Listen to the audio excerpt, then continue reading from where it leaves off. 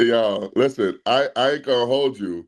That intro, I love the intro, man. I was just like bouncing to it. But listen, we're here.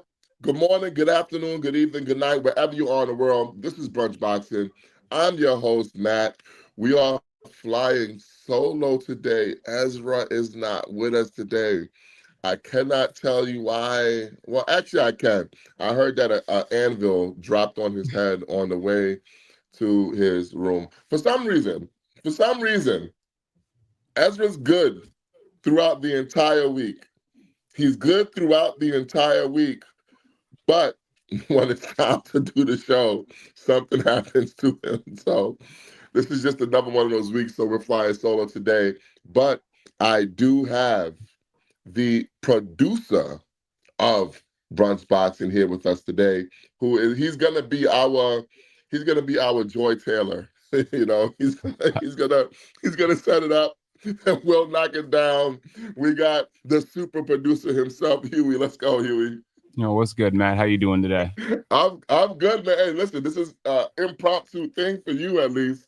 I know you was expected to be the maestro behind the scenes, but it is what it is. We gotta. Yeah, definitely. I made this layout for a emergency. I guess we had that here today. So Yeah, man. Yeah. But shout out to Ezra, man. Hope all is well with Ezra. Just you guys keep Ezra in your thoughts and prayers, okay? On a serious tip. So this one's for you, Ezra. Let's do this. all right. So let's get started here. So we got a few announcements here in boxing. Let's start with the biggest one of the week. We had the major announcement November 14th in Atlanta at State Farm Arena. Jake Paul versus Gervonta Tank Davis. Matt, just what do you think about the fight? Listen, I gotta tell you, I was telling myself, I was trying to tell myself, I was trying to be the proper boxing person and say, hey, I don't care for this fight. I understand why they're doing it. But I got to be honest with you. I'm all in, baby. I'm all in on this fight, man. Like, this fight is going to be a banger. It's going to be a huge event. That's why we call this show Jake Paul and Gervonta Davis under the big top. People might think it's a circus. No, no, no, no, no, no, no. It is a circus, but circuses are fun. And have you ever not had a good time at the circus? I love the circus, and they are bringing the circus to boxing. It's going to be a big event, and despite what everyone is saying, we're all going to watch. We're all going to watch. So why do people keep complaining about something they're going to watch anyway? Could you explain that to me, Huey? I think people are complaining because it's not the fight they wanted to see. So a lot of people think that Tank should have been fighting Lamont Roach next. A lot of people were expecting that fight. They were expecting that fight in June and then again in August. And then when this November fight got announced between Jake Paul, I think a lot of people are just seeing that there is a lot of viable opponents for Tank at 135, even outside of Lamont Roach. He could have fought, sought a fight with Shakur Stevenson. There's No, a lot no, of no, legitimate no. opponents that he could have Not fought. Maybe he couldn't Shakur. have fought, I'm just naming the top contenders at 135 here. I'm not saying legitimate opponents and likely opponents or even, reasonable opponents that he could have negotiated with. Just there's a lot of smoke for him at 135. So him going this route, I think makes people see him as maybe looking towards the end of his career, and I think some people are even calling it a duck of Lamont Roach. I've seen that a lot Ooh. on social media. What do you think Listen, about people calling it a duck? I'm not using that word duck because I feel like he will eventually fight Lamont Roach again. Okay, so for me, Lamont Roach is not going anywhere, but you cannot turn down this huge opportunity. You just can't. And I think him turning this fight down would be just like a shirk of his responsibilities as a man. Like, dude, you got a family to worry about. You got like this is generational wealth that he's going to be getting.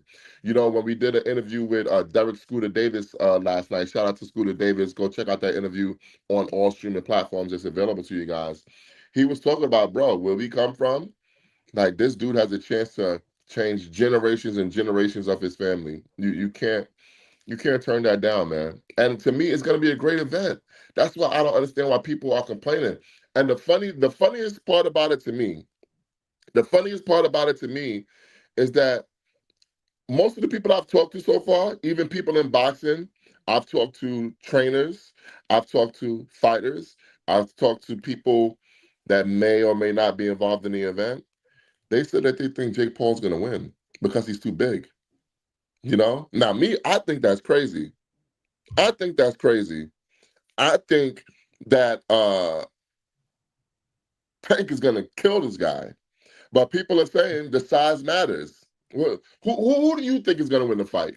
I think Tank's going to win this fight. I think Tank should win this fight pretty easily. Jake's going to gas himself out.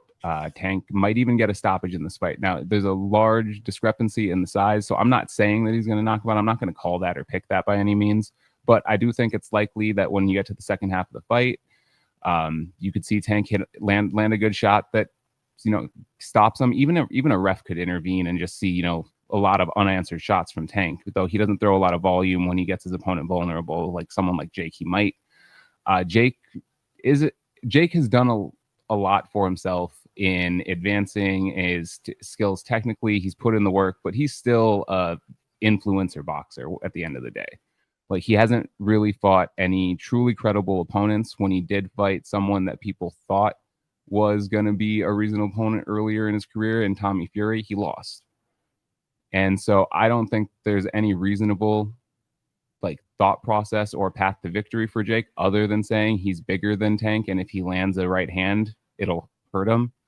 So I don't know that there's really any true path to victory for Jake in this fight. But the event, like you said, should be a great event. It'll be a big event. People are going to be out to see it. And it's going to do a lot of numbers on YouTube. Will it do what Mike Tyson Jake did? That I don't know. Mike's Mike. But Tank has a following of his own and is very, very important to the fabric of boxing and the culture that we have in America with it.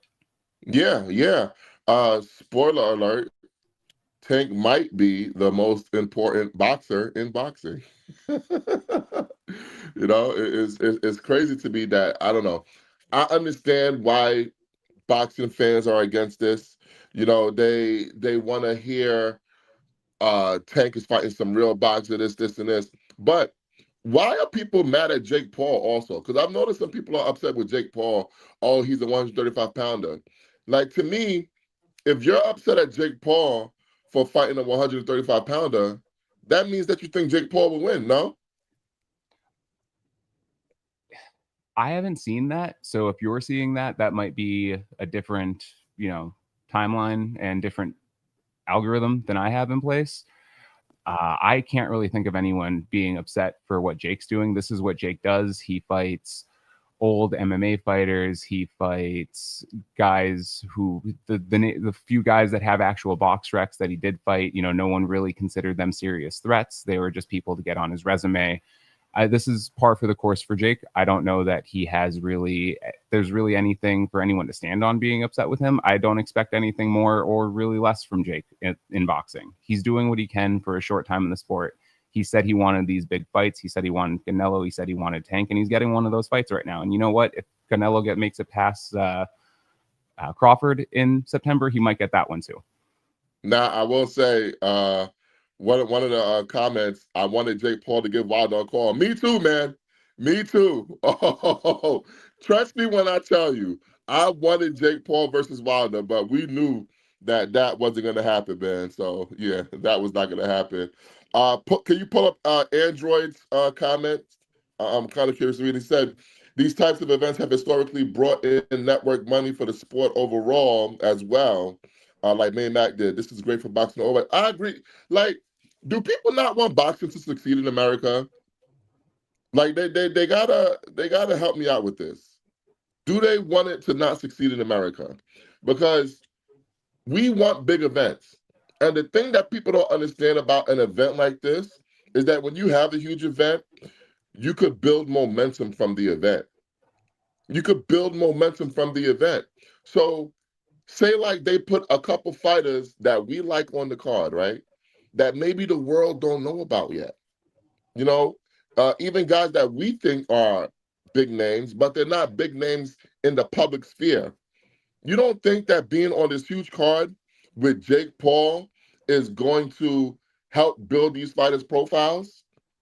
Everybody's focused on the main event, main event, main event. But what about the undercard? They could put guys with star potential on this card, and then they'll be bigger stars because of it. I just think boxing fans like to complain, man. Yeah, And no, I see, definitely. And we've, can you pull up Demetrius's comment? yeah, absolutely here. Because I love this comment, right? He's saying that I'm trying to say this isn't a duck. It's so funny. My allegiance to PBC is unbreakable. I must have stock at PBC or something. You know the funny thing about this? This is not a PBC event. This is an MVP event, first of all. And to say this is a duck, right? First of all, I don't use the word ducking lightly. I don't use that lightly. Canelo, what he did to Benavidez, that was a duck. Because he's never, he is never going to fight David Benavidez. He's never going to understand this. Canelo Alvarez will never step in the ring with David Benavidez. That's a fucking duck. I think Tank is going to fight Lamont Roach again. And actually, I think that Lamont Roach is going to be Tank's next fight after the Jake Paul fight. So then what? Are you going to say then that he ducked him?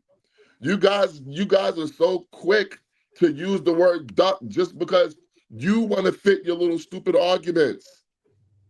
That's what it is. You guys want to fit your stupid little arguments, but y'all not understanding the moves at play. You think that Tank Davis, who had a contractual agreement with Lamont Roach, is never going to fight Lamont Roach again? Is that what you think? Let me know. And shout out to my man YSM Sports Media. You know, that's what's good about this fight. Expose lesser known fighters to a crossover audience. Exactly. Exactly. Do you really think that Mario Barrios versus Manny Pacquiao would have happened if Mario Barrios didn't fight on that Tyson Jake Paul undercard? I don't think so. I don't think so at all. You know, these things matter. And that's why I'm so disappointed with the Canelo Crawford undercard, and we'll get to that eventually, because I think, and this is no offense to anyone that's on the card, a lot of these guys on the card don't have star potential. I think they focused on the wrong guys on this card. A lot of these guys don't have star potential, and I'll leave it at that. You know, when you got Callum Walsh versus Fernando Vargas Jr. as your co-feature, two guys who are probably going to end up doing nothing at 154 pounds. Come on, guys. Come on, guys. Come on, guys. Um, let's talk about let's move on to another aspect of this fight. Yeah, so I wanted to bring up something. So you pointed out the other night that you were looking on BoxRec, and Gervonta, Tank Davis, and Jake Paul is listed as a hybrid bout. In the notes, it listed it was an exhibition. So what's going on here? So I spoke to my guy from BoxRec. He said it is an exhibition bout, but they wanted to put the bout on the website because it's too big of an event to ignore. Think about that. I want you guys to think about this. BoxRec, who does not put exhibition bouts on their website, because go look for Floyd versus Logan Paul. Go look for Floyd versus Tenshin Nasukawa. BoxRec does not put exhibition bouts on their website. But this event, this fight is so huge that BoxRec put it on their website so they could get extra clicks and traffic. Think about that. They needed the extra clicks from Tank versus Jake Paul, so they put it on their website. That's insane to me. That's insane to me. And that's why I think this fight, you know what? This fight is not for the hardcores. This fight is not for the hardcores. If you are a hardcore boxing fan, don't watch it. I don't want you to watch it. I don't want you to deal with this fight at all, because you guys are lame. You guys are lame. You guys don't like fun. You guys like sanitized, no energy. You guys like that shit. You guys like that. So you guys go on to Saudi Arabia. You go to Saudi Arabia. I'm on my Trump shit. I'm America first. I want my fights here in America where the American public could go to the fight, have fun at the fight, scream their lungs out at the fight, and see the next American stars of tomorrow. That's what I want to see. I don't want to see Muhammad Alakal on the main card of Terrence Crawford versus Canelo Alvarez. Because nobody gives a fuck about Muhammad Alakal. He's not good. He sucks. We don't want that. We want to see the big dogs, the Americans on these undercards. We want to see the Americans on these undercards. And I'm always America first. Call it what you want. Call me xenophobic. Call me anything you want. I'm America first. And I care about American boxing.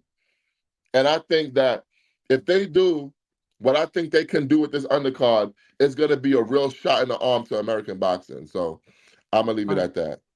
All right. So speaking of that, I think that is probably what most real boxing fans and people who are critical of this fight are going to have to look forward to is the undercard. We've seen, and recently Jake Paul, MVP Promotions, has put on very good undercards. You mentioned they had the Mario Barrios fight on his card. They had Abdullah Mason fight on a recent undercard of his. So we recently saw Teofimo Lopez announce that he would like to fight on the Gervonta Davis Jake Paul undercard. One, what do you think of that? And two, what would you like to see for the rest of the undercard here? Well, I think that would be a great idea for T.O. But here's the thing. I want to go back to something. I see my man, KB, Kenneth Buhari, PBC director in the building. Shout out to him. Here's the thing, right? Jake Paul and his MVP shows, they build strong cards. And we know that PBC builds strong cards. So you're telling me that a show that may have a mix of MVP ideas and PBC ideas is not going to have a strong undercard? That's what y'all telling me? That's what y'all telling me. Come on, guys. Y'all don't know what the fuck y'all talking about. And it's a shame. Listen, you guys have to stop gang banging. You guys got to stop gang banging, man. You got to stop gang banging. And listen, Demetrius, I understand that we want to see Tank versus Roach. I understand we want to see Tank versus Roach. I want to see Tank versus Roach. But I don't have to see it now. And I've been talking about this for a long time. What is this thing where we have to see a rematch in a trilogy right away? Why is that? I don't get it. But it is what it is, man. It is what it is. But going back to Teofimo Lopez, I would love to see Teofimo Lopez on this card. I'm not sure if they'll be able to work that out. He did say that if he's going to be on this card, it's going to be an exhibition. I don't know why he said that. Dude, you're not fighting nobody. You don't have anything lined up. Make it a real fight. Make it a real fight. You know? That's what I would like to see. But let's get Teofimo on this card. Selfishly, maybe because I interviewed him last night, I would like to see Derek Scooter Davis on the prelims, not on the main card. I'm not stupid. I'm not stupid. Not on the main card, but I'd like to see him on the prelims. Derek Scooter Davis. PBC has a couple guys that I would like to see them put on the card. You know, if it was up to me, and it's not up to me, I would put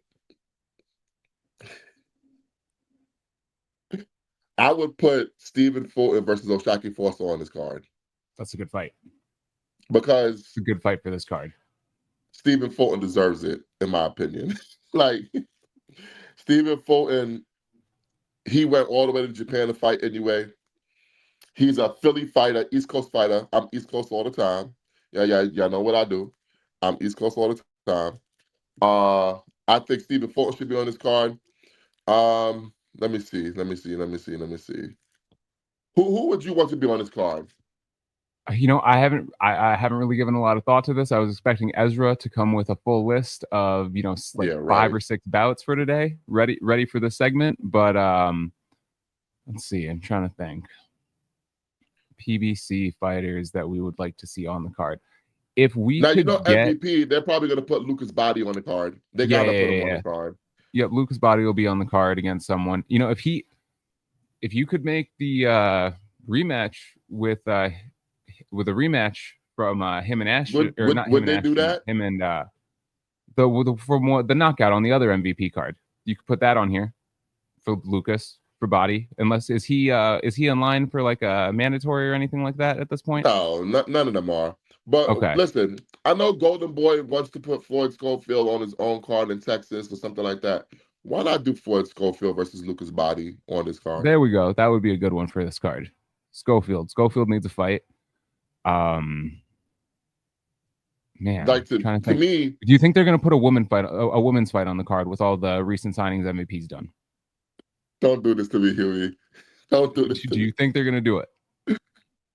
They might, and I got to tell you, The opener of the main card. no, please don't. No, listen. Jake Paul, if you're listening, Jake Paul, I need you to be on your Al Bundy shit. No, ma'am. No, ma'am, on this card, please. All right, we got some we got Body versus Silv 2 from Trill, Berlanga Plant from Nika. That'd be a good co-main. Be a good Oh, co-main. go to YSM. I love that fight, YSM. Oh, that's a good one. Ryo versus Lucas Body. I like that fight. But see? So here's the thing, and this is no offense to my PBC guys. Does Ryo really deserve a fight like that? I don't know. Here's the thing. Ryo, he's a good fighter. He's a good watch. But does Ryo have the potential to be a star? I think we've kind of seen Ryo's ceiling, and I don't think he has star potential. For me, I want people that I think are, first of all, they're good enough to be a star, like they can win the fights, and they have the personality to maybe be a star. A guy like Ryo, mm, So maybe mm, PBC wouldn't want to do it, but what about Antoine? see, that's what I'm talking about. Listen, from now on, that's how you shoot. That's how you fucking shoot. We need to get Gary Antoine Russell versus Andy Hirioka on this specific card. There we go. Because Gary Antoine in Atlanta will go crazy. And I guarantee you the DMV will make it up there to Atlanta. I Okay, so guarantee you. actually, I like this comment. What if they put Kerbel Roach on there? Let's What if they go. put Kerbel Roach on there? What if we get what if Floyd can make that fight happen? Hey, listen. So here's the fight. All right. We got Floyd Schofield versus Lucas Body, Carmel Moulton versus Lamont Roach, Gary Antoine versus Andy Hirioka, and let's get Berlanga Plant. Let's get Berlanga Plant. That's the card right there. Get my man Scooter Davis on the prelims. This last comment from Martin was specifically for you. Listen, Wilder is fighting in South Korea. Don't mention Deontay Wilder. Deontay Wilder has his own plan. His next fight is in South Korea. Let's leave it at that. Let's just leave it at that. All right. So I think we built that undercard. And then, so what's the co-main in that? Is it Berlanga Plant or is it Antoine Hirioka? Antoine Hirioka. Because to That's me, what I thought too. Gary Antoine has the skills and star potential. Berlanga, he's never going to be that guy because he's not good enough to be that guy. Caleb Plant, he might be washed. So to me, it has to be Russell versus Hirioka because I think Russell could win that fight. I think the fight would be exciting, and I think that would make a big star. You know, so that's the fight. I Absolutely. want And that's Russell what you're trying to Hirioka. do with this fight, because like you said, the main event, while it might be a circus, it might be something that a lot of people are seeing as a joke. The opportunity with this event is what you can do with the fighters that are on the undercard and how you can present them to the general casual audience outside of the primary boxing audience. Let's go to that last comment from Mar because I love that also. He would rather have Gary Russell Jr. versus Lamont Roach. I love that fight too, but Lamont Roach is acting like he's too good for that fight. Lamont Roach is acting like he's too good for that fight, and that's a huge problem. That's a huge problem for me. I gotta tell you, Lamont Roach is getting on my nerves. I'm gonna be completely honest. Lamont Roach is getting on my nerves because he is doing exactly what I tell you guys I hate from fighters. I hate when you have a fighter who has problems getting big fights, right? Oh, everyone's ducking me. No one wants to fight me. I'm high risk, low reward, blah, blah, blah, blah, blah. But then when you get in the position to have a little bit of notoriety, you're doing the same thing to fighters that you think are beneath you. I can't stand that. Triple G did that shit. And now we have Lamont Roach doing that shit. I don't love that. Now, I'm not going to say that Lamont Roach doesn't deserve to be in the position that he's in. He earned that.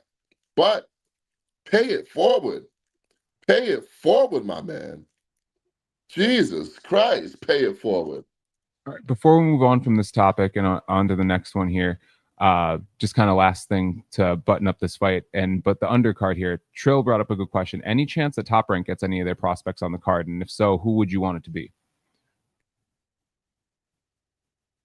It's a very good question. So here's the thing. I know Top Rank, they cut a deal with Danny Garcia to put a lot of their prospects on his card October 18th at the Barclays. If they were to put one of their guys on there, I would like to see Diedrich Crocklum on the card. Okay. On the prelims. All right. He has star potential. One last thing on Tank versus Roach here is we had the WBA saying they were going to review the status of Tank's lightweight as its lightweight champion when the Davis fight was announced here for November. One, do you think he should be stripped? I don't think he should be stripped. I don't know that he had a mandatory in place if there was anything like that. But what do you think about the situation? Listen, the WBA has no grounds to strip Tank Davis. No grounds. He shouldn't be stripped. And people that are calling for him to be stripped, they're just stupid. They're just stupid. They're just haters. We got to stop. We have to stop being haters. Stop being haters, guys. It's not going to make your life any better to hate on somebody else. I know you guys don't like Tank, blah, blah, blah, blah, blah. But why should he be stripped? He just defended his title in March. He just defended his title in March. On what grounds do you have to strip Tank Davis? Because he's fighting an exhibition? Well, technically, an exhibition is not even a real professional fight. So that's not related to boxing. If you guys want to be technical, you guys are saying it's not a real fight. So then there's no reason for him to be stripped. It is what it is. There's no reason for him to be stripped. Like, come on, guys. Like, make it make sense. I think I agree with that. If I was going to try to make it make sense for the WBA and what their reasoning is, it would be that he's not completing his duty as their champion by taking another fight. And so that's the only thing that I can think of. But even in that aspect, he's defended his belt within the last, at this point, 5 months. And as long as he defends it within, I think it's a 12 months that he has to defend it within, right? Yeah. And here's the thing, right? Because I did see Salvador Rodriguez Chava from ESPN, and respect to Chava, one of the best reporters in the sport of boxing. He said that the WBA had ordered the Lamont Roach rematch, so it's a bit technically a mandatory because they ordered the rematch.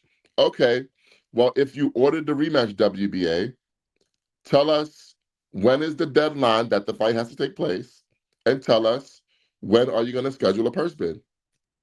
That's all. Tell us that. And then you could start trying to build an argument to have them stripped. If you're not doing that, I ain't trying to hear it. Let's move on. All right. So next big announcement we got this week here was from Golden Boy Promotions. On November 8th, they announced a bout between Virgil Ortiz and Erickson Lubin. This is set to take place at the Dickies Arena in Fort Worth, Texas. What do you think about that matchup? Yo, listen, I said this on Twitter, and I should have saved it for the show, but haters be damned. To me, this is the best fight on the boxing calendar, bar none. The best fight on the boxing calendar. You got Virgil Ortiz, who is one of the heavy hitters in boxing, a damn good boxer and great pressure fighter, against Erickson Lubin, who, hello, his nickname is Hammer. His nickname is Hammer for a reason, because he got them thumpers too. You got two guys that could fucking punch punch a fucking mule and knock a mule out fighting each other, basically. So for me, I love this fight. And it's the best fight on the calendar. I did see some people say Bam versus Puma Martinez. Whatever. Okay, great. But we know We're how gonna you see feel some. about the little guys, so Listen. I don't mind the little guys, but I'm not gonna pretend like Bam versus Puma. I almost said puta. Jesus Christ. I don't want to pretend like Bam versus Puma is Inoue versus Nakatani. Let's not get crazy here. It's not Inoue versus Nakatani. To me, that's the little man Super Bowl. Inoue versus Junto. Bam versus Puma, a very good fight. High stakes. Look, a belt. A belt is on the line. Unification. Everyone loves that shit. Tell me how the matchup is. Tell me I how will the say matchup is. I think I agree with you. Right now, this is probably the best fight on the calendar. It's just going to be pure fireworks for however long the fight lasts. I imagine there's going to be a few knockdowns. This is one of those fights where when we get to fight week and we're doing our best bets, I'm definitely going to have both fighters get knocked down on my ticket. That's going to be one of my bets for that fight.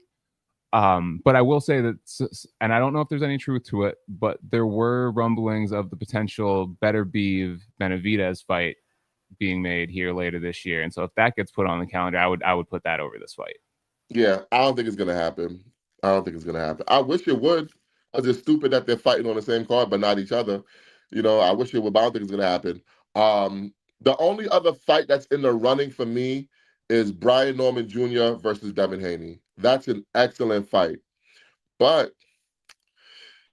I think that fight is not gonna be the way people think it's gonna be. I think Brian Norman Jr.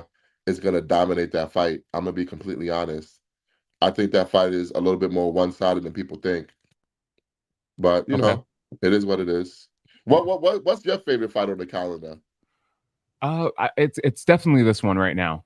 Definitely going to be this Virgil Ortiz Fundora fight. I think that whole card is going to be tremendous, honestly. Norman versus Haney, that's going to be a good fight. I think I see it going a little differently than you. I do see Haney kind of having an easier time with that fight early on. Wow. And then maybe as it gets later, we've seen Haney kind of slow down. His defense gets a little lackadaisical, and I think that's when Norman might have an opportunity to make it more interesting. I don't see him having the same types of issues as he did with Ryan. I don't think Norman's as quick as Ryan. I don't think he throws those hooks as fast, and so he'll be able to see it a little easier. But there's definitely a lot of potential for an upset and for your favorite line. That I don't know if that fight's necessarily going to go the way people think it's going to go. All right. Hey, listen. That fight is in the run. I love that one. I definitely love that one. Let's see. Any other thoughts on the Lubin versus Virgil fight before we move on? Nah, I just think it's a banger. I can't wait till they announce the card. I hope listen, Golden Boy, you have earned my benefit of the doubt when it comes to undercards. They put on bangers. I'm not doubting Golden Boy. I'm not doubting PBC. I'm not doubting MVP. I'm not doubting Pro Box. Those four entities, when they announce the card, I'm going to assume it's a banger. Because the matchmaking has been excellent with all of them. All right. So next thing on the rundown here for us today is Shakur Stevenson and Teofimo Lopez. Apparently, their talks have fallen through. What do you have to say about that? You have any news on that? What do you got?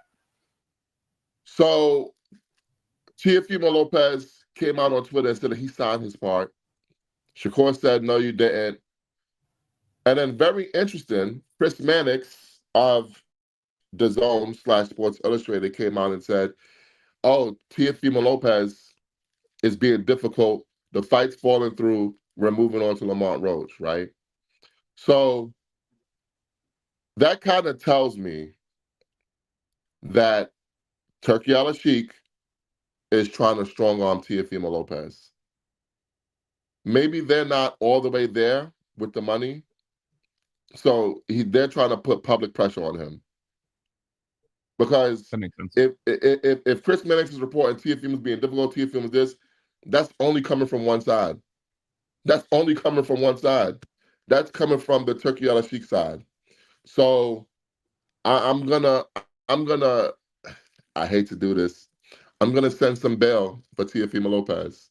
And And I know, but I gotta be fair. I gotta be fair. You can tell, like I feel like I can always tell when people are using the media to fight their battles for them, and I think that's what's happening here. But listen, if Shakur can't make the fight with Tio, is Lamont Roach going to sit for the rest of the year to fight him in January? I don't think so. So I think Shakur is going to end up fighting a fight that we don't care about if he doesn't fight Teofimo Lopez. He's in danger of doing that just because he's coming back at an awkward time. He's coming back at an awkward time. And Nika, I know, fuck Tio. I understand, Nika, fuck Tio. But I have to be fair. Above all else, I got to give y'all the raw and uncut as I see it. All right. What else I we got get here? I get your perspective on that, but my thing with Tio is I think we've seen a repeated pattern of him starting talks for fights, saying he wants fights, and then eventually not making them happen. So I just can't give him the benefit of the doubt in this situation. But Tio is now with Keith Connolly. I will give Keith Connolly the benefit of the doubt Okay. because Keith Connolly is a deal maker. He's a hard negotiator, but he's a deal maker, and he gets his fighters the biggest bag. So I'm gonna err on the side of T.O. Not to say I'm going against Shakur, because Shakur don't know everything going on that side. He only knows what people tell him. So I'm not blaming Shakur. So please, Shakur Stevenson fans, don't come after me. I'm not blaming Shakur at all. But what I All am right. saying is that I could smell a PR campaign going on here against I'm Teofimo Lopez. I'm gonna take away our borders here for a second. We do have a guest joining the show, a host of the longest running boxing podcast, The Boxing Source. We got Jay Bezy joining the show. He's a Bellini Award winner. And here we go. Right there. Hey, my guy. Yo, what's up? What's going on, What's that? JBZ? Talk to me.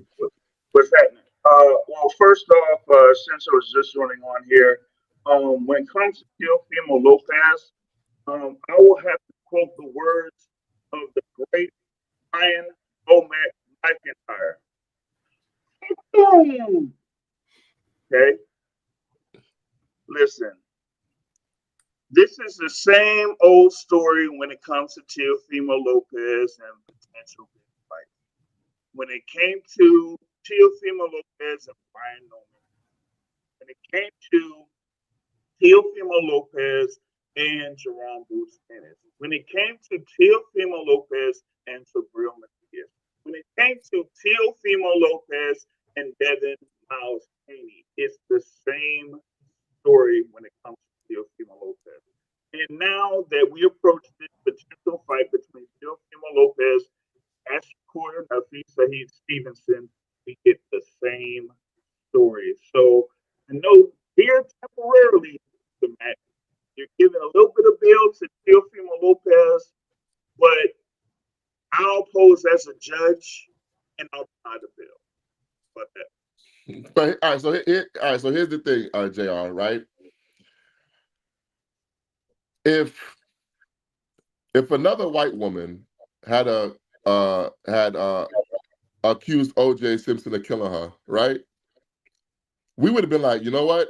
He did that shit because we think he killed Nicole and Ron Goldman, right? Right? But what if the man was set up? Because we know his reputation. His reputation precedes him.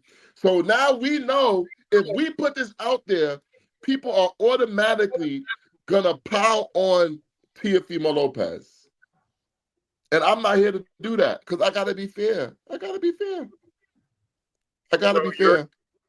So you're saying that this is a PR stunt? No, I don't think it's a PR stunt. I think they are using the media to strong arm Teofimo Lopez into accepting whatever terms they want. I think that's what they're doing. Interesting. Well, we'll see what ends up happening here. With Teofimo, we already under this mandatory with his win over Arnold Barbosa Jr. So, and he's WBO super champion, so he could basically fight anybody he wants for another 18 months, as long as he's still at 140. So, now I will say this though, and you're gonna hate me for this. I hate to bring this up, so my guy YSM not gonna mad at me either. I'm gonna treat Teofimo versus Shakur the same way I treated Brian Norman versus Jaron Ennis. Okay, so you guys are saying he's being difficult. You guys are saying he don't want to make the fight. Let's see who each of these guys fight next.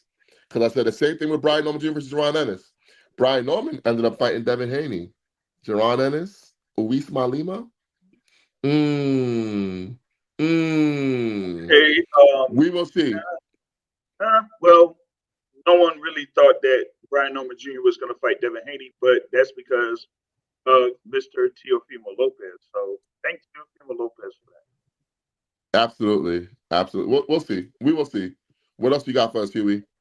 All right, so actually, I want to turn to the fans in the comments here. So we have a comment here saying, so the WBO inserted Giovanni Santillan. I should have said that like Ezra, at 9 at 154. So it looks like he's trending towards being Xander's first defense. What do you think of that? Okay. Who cares? There's just some back and forth in the comments. So I just wanted to see if you had any thoughts on it. Yeah, to me, it's like if that's his first defense in Puerto Rico, okay. What's the problem? What's the issue? I just think people, and I think that's the argument that people are having in the comments, is saying that it's his first defense and there's plenty of time for him to fight other people. And I think KB actually made that point right here. Yeah, listen, I don't see what the issue is. I mean, do I love the fight in a vacuum? No, I don't give a shit about the fight, but it's the first defense. It is what it is. You know, if Virgil would have fought him in Puerto Rico, maybe Virgil would have been the first defense, but he didn't. Okay. All right. So we'll move on to the next. People gotta. You know what? I respect all boxing fans. I'll leave it at that. Let's move on. No. You had a rant. That was ready right in there, man. Yo, because I'm sick of these people. I'm sick of these people. Like the kid wants to fight in Puerto Rico for his first title defense. He's the fucking champion. He has the right to fight in fucking Puerto Rico for his first title defense. Now, if you want him to fight somebody better, tell somebody better to sign on the dotted line to go fight the kid in Puerto Rico, or shut the fuck up. That's it. Shut the fuck up. Jesus Christ. All right, classic. So we touched on the Canelo Crawford prelims earlier, and we were discussing the Tank Crawford undercard. Do you want to have anything else to say about that, Jay Bezy? You have anything to say about the Canelo Crawford prelims that were announced? Prelims, man. I'm still kind of disappointed in the actual undercard as part of the main card for Canelo Crawford. I mean, he only had one fight that I'm remotely interested in that main card. You know what I mean? And so with the prelims, I'm like, yeah, it is what it is. People are just there, just to be there for the actual event of Canelo versus Crawford. You know what I mean? Matt, you have anything else to add other than what you said earlier? Nope. Okay. Listen, I think they didn't put their best foot forward with that card. That's all I'm saying. All right. So moving on, we see that Brian Norman Jr., the WBO welterweight champion, signed a multi-year extension with Top Rank. You think he made the right decision? Yeah. Of course. Listen, Top Rank and Adrian Clark and Jolene Mazzone, they brought him to where he's at. He's comfortable with how often they have him fighting. He's comfortable with the fights they're able to get him. There's no reason for him to make a change. Yeah, I mean, they guided him here to a WBO world title and a couple of defenses, basically. So why not, continue your career with that same company? One of the criticisms I'm seeing people make throughout the timeline, and again, I'm saying timeline because these aren't people that come into the spaces that we talk with on a regular basis. This is just kind of more public opinions that I'm seeing, is why would he sign with them if they don't have a TV deal? What are your thoughts on that argument? Do we think Top Rank is never going to be on TV or streaming again? Are they going out of business? Are they done? No, they're not done. In the words of KRS-One, we're not done. We're not done. So there's no reason for them to not sign with them. Remember, he's fighting in November. By the time he's ready to fight again, Top Rank is going to have another deal and platform for him. So I don't see what the big deal is at all. And if anything, even if they don't, they still could call on those boys over at PBC who holds the other welterweight belts and say, hey, listen, are you interested in unification? We could put that on Amazon. It is what it is. All right. So next thing we have here is the next announcement we had was the IBF ordering that junior middleweight champion Bakhram Murtazaliev was to defend his title against mandatory challenger Josh Kelly. One, do you think that fight happens? And two, we probably should have brought this up for the Paul Tank undercard. Nah, no, we shouldn't have. no, we shouldn't have. No, we shouldn't have. Hey, listen, Bakhram Murtazaliev, you are on the list of the type of fighters that I hate. You claimed you was avoided. Nobody wants to fight. No one wants to fight Bakhram. I'm Bakhram the boogeyman. But then when you have fighters that you thought were beneath you that wanted to fight you, you were big timing them and you didn't want to fight them. Now you got to fight Josh Kelly. That's what you get. That's what you get. You've been sitting on your ass since October. You could have fought 2 times already, working on your 3rd fight. Instead, you wanted to act like you Big Willie style. I'm Bakhram Murtazaliev. I beat Tim Tszyu. I'm the man. Look at Bakhram versus look at Sebastian Fundora, right? Sebastian Fundora already fought twice this year. Word on the street, he's coming back for a 3rd time this year. Why didn't Bakhram capitalize on his fight and fight multiple times? I don't get it. What's your thoughts, Jay Bezy? How can you be called a boogeyman if there are other people that are out there that are willing to fight you and you end up declining the fight? So you mean to tell me that people are ducking you, but you're not taking fights with guys that actually want to fight you? I mean, I don't understand it, but like you said, him not being active since last October is a big problem. Him being what I would say, a financial deterrent to him is also a problem. I think that is one of the main reasons why you didn't have the fight between him and Eric Lubin, and you end up having Ortiz versus Eric Lubin instead. The lucrative fight for Lubin. So with Bakhram, he has to figure out how he can enter the scene while being able to get some money off of it, because that's what he's looking for. If he's looking for the money, I don't think he really cares that much for the belt as much as him trying to get a lucrative enough fight for him to kind of like make a defense of that title. So he's been waiting that long because he hasn't gotten that fight that he's looking for financially, regardless of having the belt. Yeah, there's no chance that this fight doesn't happen, right? There's always a chance. Because so I mean, it's not going to be Bakhram not taking the fight. Like, he's not dropping his belt to not make this fight, right? No, he's not dropping his belt. But from what I heard, the split for this fight, if it goes to purse bid, is 85-15. So if you're Josh Kelly, you're taking that split. And right. Josh Kelly that is with Washington the WBO. Yeah, and Watson, no, IBF. IBF, my And bad. Watson is with Josh Kelly. Watson is not a big outfit. Do they even have the money to put up to avoid a purse bid? Like I just think Bakhram is he's in a tough position, but it's a position that I think he put himself in just because he thought that he was too good to fight other fighters. I'll leave it at that. All right. Any other thoughts on this before we move on to the next topic? Yeah. All right. So next topic here, and you might not have many thoughts on this either, but we got Luis King Kong Ortiz slated to return to the ring August 30th in Dallas. What are your thoughts on that? Is there anything left to get out of Ortiz at this point? Yes, there is. Yes, there is. God damn it! I think there's more juice to squeeze from King Kong Luis Ortiz. Listen, I understand he's 45 years old. But he still packs a punch. He still has relatively fast hands. He still has that ramrod jab. He still got that power. The power hasn't gone. God damn it. I need Luis Ortiz versus Jarrell Big Baby Miller. Let's get that fight going. How old is King Kong these days? How old is Luis Ortiz 45. now? 45.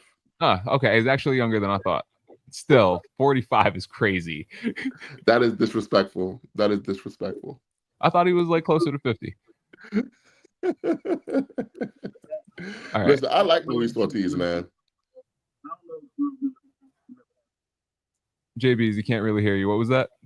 I was saying, I don't think that Jarrell Miller is going to end up having a fight for the rest of this year, man. Going through that whole back and forth with Michael Hunter, licensing, all this type of stuff. I don't know, man. So, Jarrell Miller would be a good idea, but I don't know if that fight's going to end up. Speaking of Jarrell Miller, Michael Hunter, we did hear that fight is off. Both sides are pointing the finger at each other. Matt, what are you hearing, and from what you're seeing, who do you think's to blame? Who do you see? You know who is to blame? Turkey Al-Ashik and his people. Don't fuck with Don King. You know what's the line? If you come for the king, you best not miss. And they missed. Listen, I understand that Queensberry and Matchroom and Top Rank and to a lesser extent Golden Boy and PPC. I understand that Turkey Al-Ashik thinks he could just approach their fighters the improper way and, hey, you're going to do this, you're going to do that, and not go through the proper channels. You can't do that with Don King. You can't, because Don King will sue your ass. So I think that Don King put the kibosh on this fight, and it is what it is. It would have been very interesting fight. It was a good fight, nice little matchup, nice little scrap between two American heavyweights. I would have loved it, but it is what it is. Michael Hunter is claiming that Jarrell Miller still got problems with Salida. I don't know. I'm going to interview Dimitri Salito on Monday, breaking news. I'll talk to him about it on Monday. But, should we really be putting this much energy into this fight anyway? I mean, whatever. Good fight. Well, it's heavyweights. I mean, come on, man. It's heavyweights. So why not? My life is not going to change without it. Whatever. Okay. Well, what they should have did was Jarrell Miller versus Andy Ruiz, the rematch, because that was a damn good fight last year in August. That's what they should have did. It was. That's what they should have did. Whatever. All right. So yesterday, blue chip lightweight prospect Derek Scooter Davis joined Brunch Boxing, and one of the things he talked about was his September 5th return on Pro Box event in Washington, D.C. Matt, so after speaking with Scooter, what do you think about Scooter and his potential in the sport? Every day a star is born. I think he has star potential. I got to give credit to my guy, my mentor, the boxer source, Jay Bezy. He's the one that put me on to Scooter Davis. He's been talking to Scooter Davis since 0-0. Okay, so he's been in on the ground floor. This kid has star potential. He has star potential, and I think that I want to see him in the right hands. Now, is that going to be Top Rank? Is that going to be PBC? I have a sneaking feeling that he's going to be with Top Rank. Just by me reading the team. Man, hit my damn music. Fuck it. Let's do it.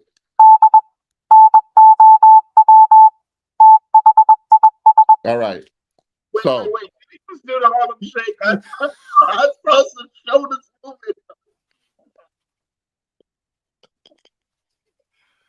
Oh shit. Hey man, I'm having fun here, man. Good. I'm having fun here. So here's the thing, right? He said it was Brad Goodman and Carl Moretti that helped him get a spot on this Pro Box card. So that tells me that they're talking. You know, his last fight was on the Top Rank event that was supposed to be headlined by Keyshawn Davis. Oh man. If Tank can get him on the Jake Paul card, that might turn the tide. I really want to see, I'll be honest, I want to see him with PBC. I'm sorry. I'm not everyone calls me PBC Matt. God damn it. I'm PBC Matt today. I want to see him with PBC, god damn it. I want to see Scooter Davis with PBC. I'm going to be honest. I do, man. I feel you, Matt. But I mean, ever since I guess the morning of March 2nd, after Beckham made the phone call to Coach Barry Hunter, they pretty much have said like, hey, they really, really like Scooter Davis. So it wasn't just that they put him on to that card there in Norfolk like right after his win on March 1st, but they really are interested in dealing with them for long term. Like soon after, his fight there in Norfolk, Scooter Davis and Carl Moretti were, speaking. So they're like, yo, they're really thinking about having them, be there with Top Rank long term. Hey, listen, I saw that comment that you put up from Brick Squad. I do not want to use any homophobic slurs on this telecast today, so I'm going to ignore the comment. I'm gonna leave it at that. But I do love that he said that PBC really rolled out the red carpet for him. He said he got to meet all his heroes. He said they all came to greet him in the locker room. They were talking to him, taking pictures. Like he said, basically both organizations are first class organizations. So I respect that, and it just goes to show that listen, a guy like Scooter Davis, who had, in his words, no interest from any big promoters when he turned pro, it just goes to show that boxing in America is not struggling per se. You just got to go out there and find the talent. You got to find the talent. You got to sign the talent. You got to cultivate the talent. That's what you have to do. Because a guy like Scooter Davis should not slip through the cracks. Should not slip through the cracks. All right. So next thing we have here on the rundown, Matt, is Ezra's segment. Do we want to skip the report card, or are you going to take over that for the show? Skip the report card. Skip the report card. It is called Ezra's report card. Hey, well, it's my report card now. All the right. takeover. All right. So first fight that we got up here for a report card here, first card rather, is Jaron Ennis and Usma Lima. What do you think about that? F. That card is shit. I don't care what nobody says. That card is shit. And is there anything you're looking forward to on that card? I'm very upset. I'm very upset at the card that they put on.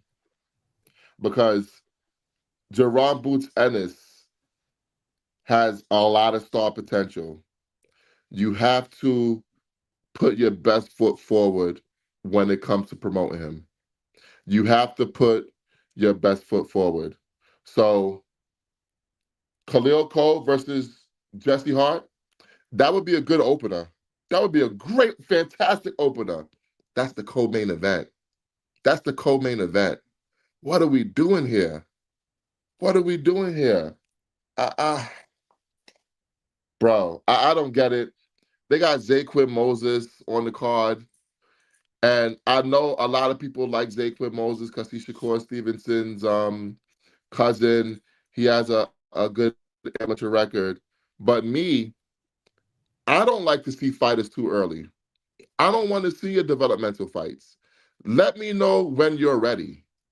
You know, I've talked about this for many, many years with my old Chicken Talk buddy Lefty. Shout out to Lazy Lefty. My guy, salute to you. You weren't wrong. You weren't wrong, Lefty. You know what I'm talking about. You weren't wrong. You were just early. Now, what I will say is I think what we should be doing with these prospects, unless it's someone that you're going to fast track to a title, put them on the off TV fights, videotape it, put together some nice highlight packages, start putting them out like vignettes like they do in wrestling when they're building a fighter. Give us a little highlight package, like for example, right? Say like if PBC has a big prospect, do some off TV fights, put it on video, play the highlight package during Barrios versus Pacquiao. Play the highlight package, during Roach versus Tank. If you're Matchroom and you got Zaquin Moses, you know what? I found out the problem. Matchroom doesn't have big events anymore, so they don't have any way to play these highlight packages. That's the real problem. They don't have any highlight packages. Where are they going to play it at? Where are they going to play it at? Lewis Crocker versus Patty Donovan? Are they going to play Zaquin Moses highlights there? Maybe they just don't have the big events anymore, and that's what's missing. Now, if you're Queensberry and you got prospects, play that shit, Usyk versus Dubois. That would have been a perfect time for you to introduce your audience to the best of Javier Herrera. Give us the best of Javier Herrera right there, right before the main event of Usyk versus Dubois. Everybody would have saw it. Everybody would have been hyped for it. Who is this kid? We need to see him. You know, and there's something to be said for fighters developing themselves off TV. They're able to make mistakes. Sometimes they're not. They don't look as good in different fights.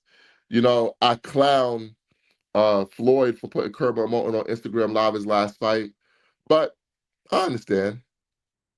I understand. I definitely understand. Now, my man Juice says that Philly's about to be lit. Khalil Cole, Tamir Small, Zaquin Moses. Bro, here's what you got to understand. Zaquin Moses put him off TV or on the prelims. Philly could still come out to see him. Okay? Tamir Smalls. If Tamir Smalls, if Tamir Smalls is a guy who you think got next, how come they didn't put together a highlight package for him and play him on one of their bigger cards? Like, we shouldn't be introduced to Tamir Smalls on the main card of a Boots Ennis event. And when I say we, I don't mean me personally. I know who Tamir Smalls is, but the boxing public has no clue and gives no fucks about Tamir Smalls. And this is a kid that's already had double-digit fights. Where's the highlight packages? They are not packaging these fighters correctly, and you guys are okay with that. You guys are. I'm not okay with that. I'm a wrestling fan. I understand the value of a vignette. I understand that when while Bray Wyatt and the Wyatt family was off developing at NXT, we were getting vignettes and packages for them on Raw, on SmackDown. So when they debuted, everybody knew who the fuck they were, and we built up the excitement where we wanted to see these guys. You guys don't understand that because you guys are small-minded boxing fans. You guys don't understand the bigger picture. You guys don't want to understand the bigger picture. You guys don't want to understand the bigger picture. Come on, man. Damn. All right, Jay Anyway, Bezy, you got a different grade for the card? You got anything to add on it before we go to the next event? All right. So when this date for this boost card was initially put out there, I was because I know it's like around the same time as the annual event that's down in Miami, Florida. Of course, put back out here. It's one of those Caribbean events down in Miami, wait. Florida. Hold on, real quick, Jay After Bezy. looking at the Hold on, card, real quick. I'm definitely gonna be We trying to go to Miami, hold Florida, on. man, because this ain't it. Hold This on, real damn quick, real quick, because I need to introduce a new segment to Brunch Boxing. This segment is called the Block Party. We want our Dr. Umar shit. Hey, Huey, you see that guy named Samson down here? Yep. He's not enjoying the telecast. Let's block him so he don't have to watch it. Can you ban that user from the comments, Huey? Ban that motherfucker. Hold on, ban him. Ban him from the channel. Ban him from the channel. Hey, listen.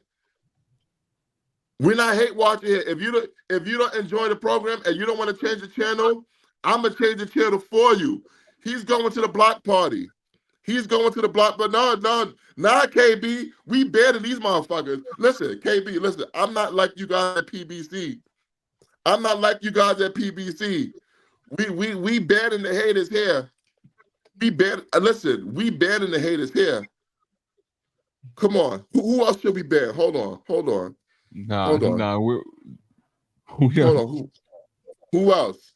Listen, if you are a hater, you will be invited to the block party. And not only that, we are going to have a special sound.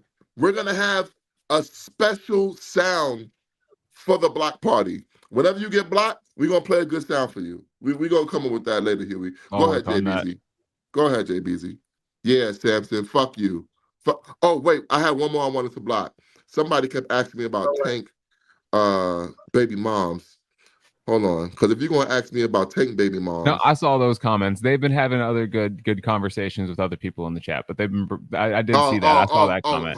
Listen, they're about to be added to the block party. Don't fuck with me. Don't fuck with me.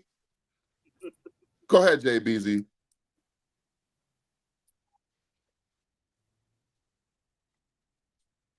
Hey, can you put up Demetrius' comment real quick?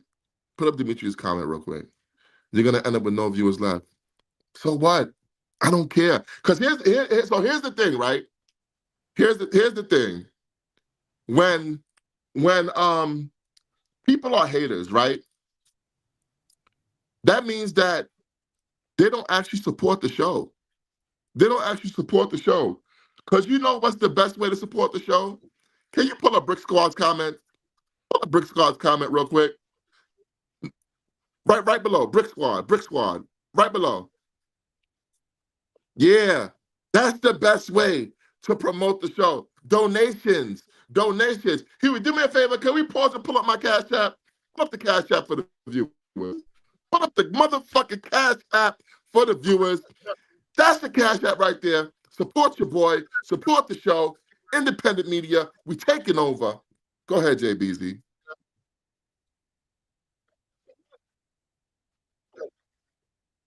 Oh man, there's another classic one for y'all, man.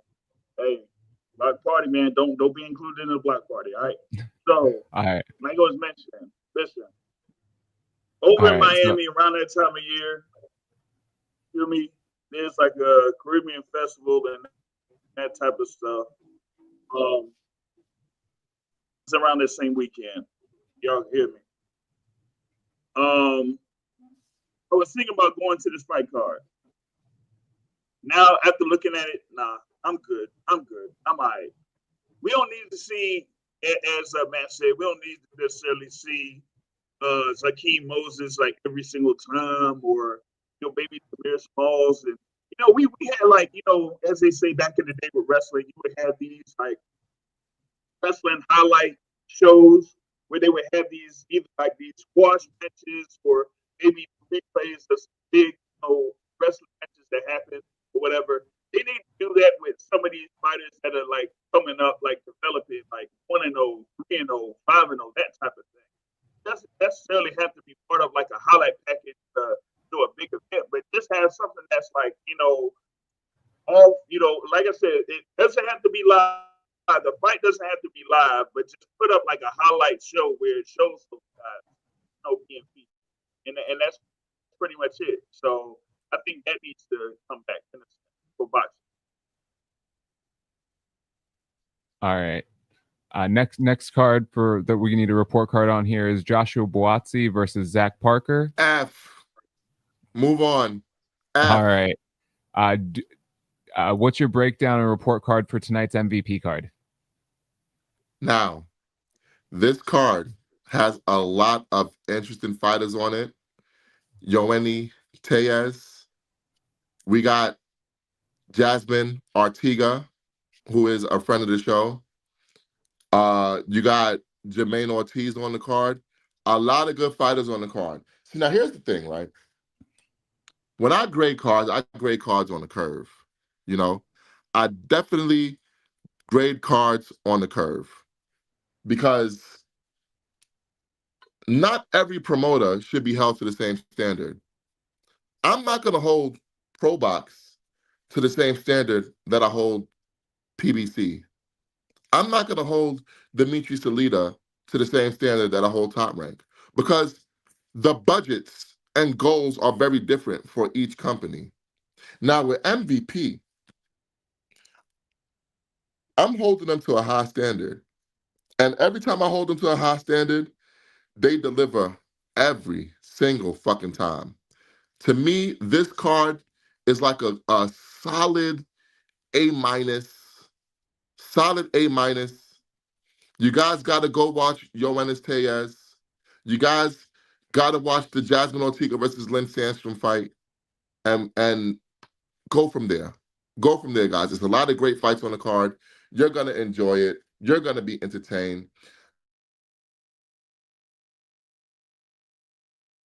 Oh, did we lose Matt? Not sure. We might have lost Matt. But did you? Oh, no. Yeah. So the last thing we heard is you're going to be entertained. Yeah. Abbas Baru versus Yoenis Tellez is going to be a very entertaining card. A very entertaining fight. Don't sleep on it. I'm taking Tellez to get the victory. I think that's actually probably going to be the fight of the night. I like the Jasmine Ortega fight against Lynn Sandstrom. I didn't like the way Jasmine Ortega looked in her last bout, if I'm being honest. But I am hoping she looks better in this go round. And shout out to my guy Nonito Donaire. He's going to be in the corner for Jasmine Ortega. Shout out to Nonito. Shout out to Rachel, the whole Donaire family. Let's do it. B+, A-. I think that's fair. There's a lot of names on this card that are interesting. Yoenis Tellez probably being the most interesting of them. Who are you interested in seeing on this card? Because we didn't even mention the main event. No, definitely Tellez is probably who I'm most interested in seeing. And then I do kind of want to continue seeing what Lucas Body does because he's a big fighter. He's a big puncher. And I think there's a lot of exciting matchups that he could be in down the line. Yeah.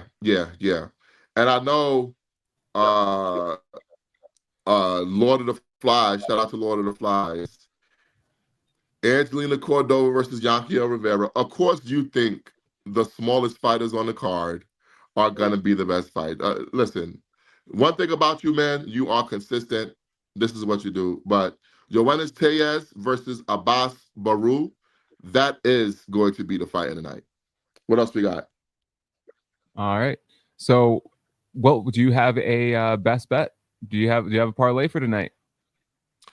I do not. So unless you do, we're gonna move on to the next segment. Let's go Tellez knockout. Ortega versus Sandstrom to go the distance. And I think Yankiel Rivera is going to get the decision victory. All right, so that was Tellez KO, the Ortega fight to go to a decision, and was it Cordova?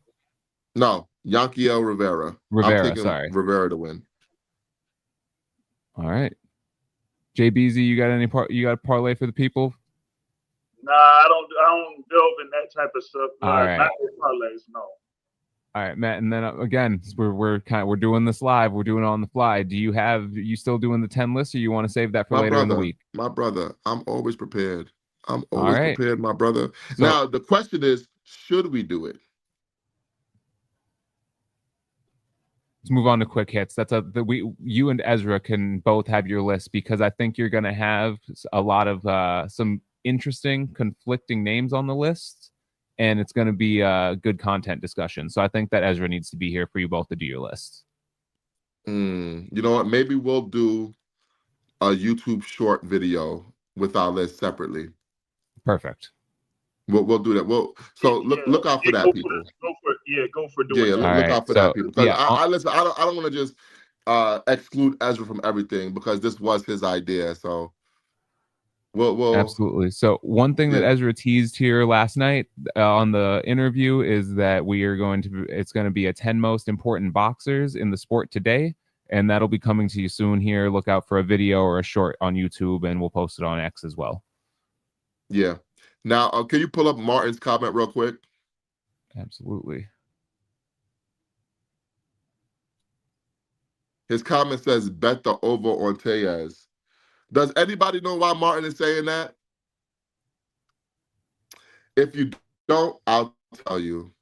Because Yoenis Tellez, his manager, was gambling on his fights, and they were investigated. The Toronto, Ontario Gaming Commission actually banned WBA fights from being bet on in Canada because of the Tellez fight.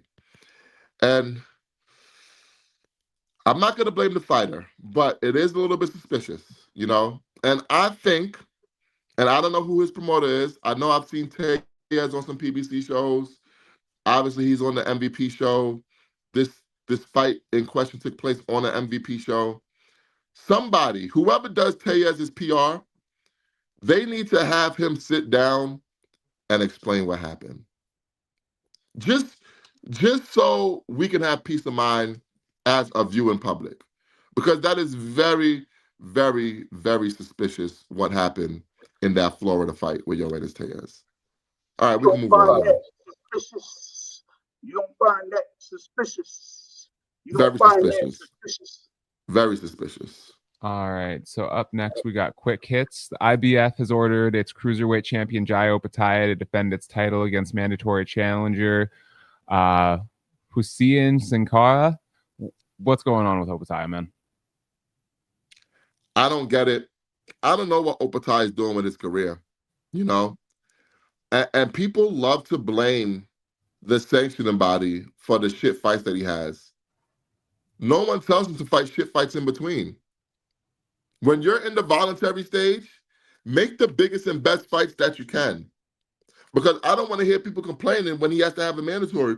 Oh, he should be unified. He should be doing this. He should be doing that. He had the chance to do that. Chose not to. It is what it is. I'm kind of close to putting Jai Opetaia on fraud watch. I'm kind of close. And you know what? Hit my damn music.